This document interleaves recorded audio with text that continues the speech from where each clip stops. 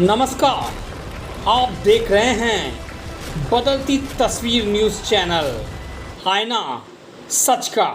जमाते इस्लामी हिंद की तरफ से ईद उल फितर के पर्व पर हमारी ओर से सभी को हार्दिक शुभकामनाएं और बधाई।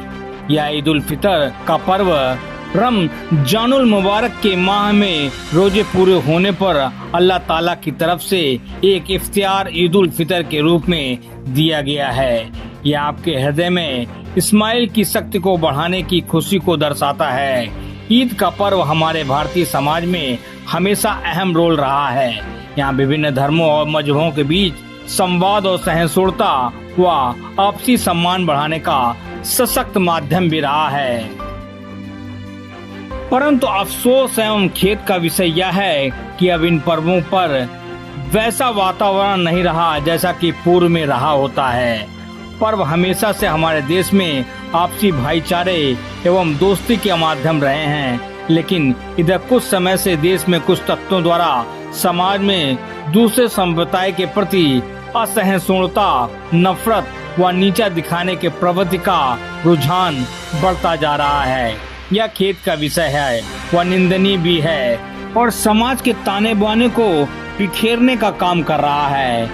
इससे हर इंसाफ पसंद नागरिक चाहे वह किसी भी वर्ग व धर्म का हो, विचलित होना स्वाभाविक है।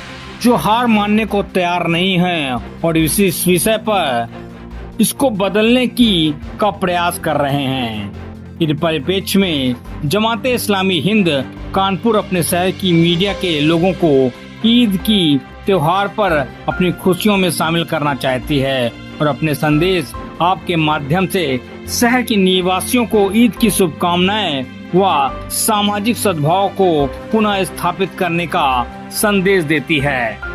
कानपुर से मुख्य संपादक इमरान खान वारसी की ये खास रिपोर्ट।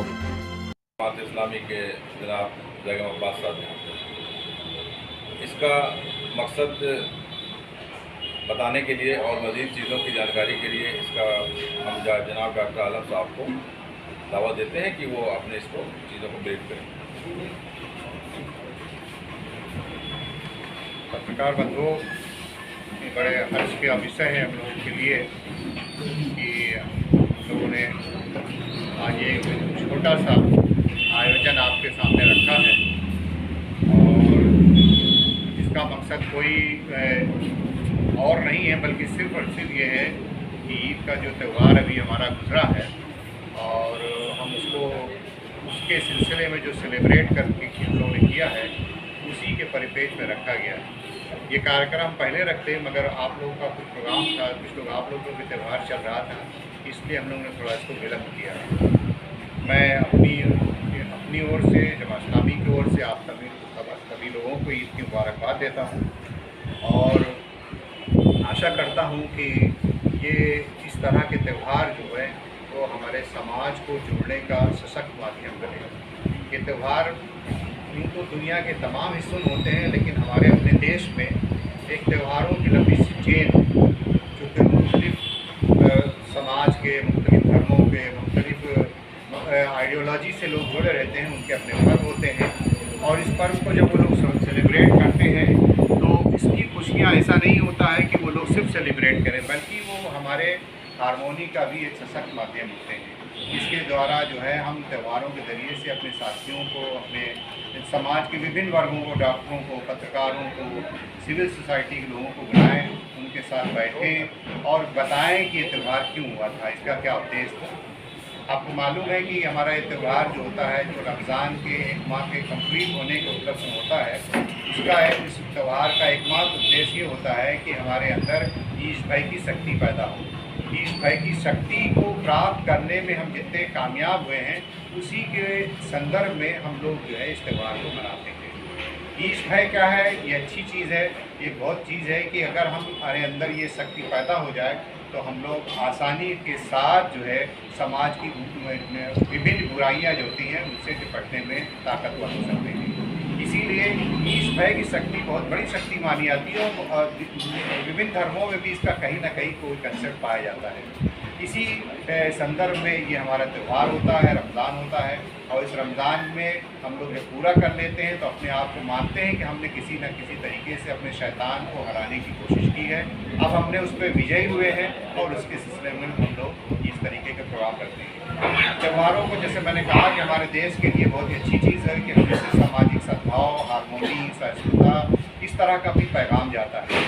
हम आपके द्वारा और अपने शहरवासियों को ये पैगाम कन्वे करना चाहते हैं कि ये त्यौहार जो है, इस त्यौहार के मौके पर हम लोग आपस में अपने शहर का भाईचारा का जो माहौल है उसको बनाए रखें, हमारे अंदर संवाद का माहौल बना रहे, एक दूसरे के साथ हम लोग गले मिलते रहें, खुशियाँ बांटते रहें और इस तरह से हमारा समाज अच्छे से चलेगा और बल्कि तरक्की करेगा।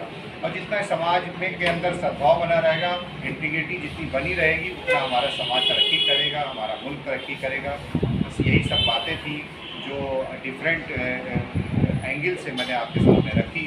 आशा करता हूँ कि आप लोग हमारे इस मैसेज को, हमारे इस प्रयास को सामाजिक सद्भाव के तौर पे देखेंगे और आप भी और आप इसके द्वारा शहर के नागरिकों तक ये मैसेज को पहुंचाने में हमारी मदद करेंगे। मैं यही शब्दों के साथ अपनी बात को समाप्त करता हूँ, विराम देता हूँ।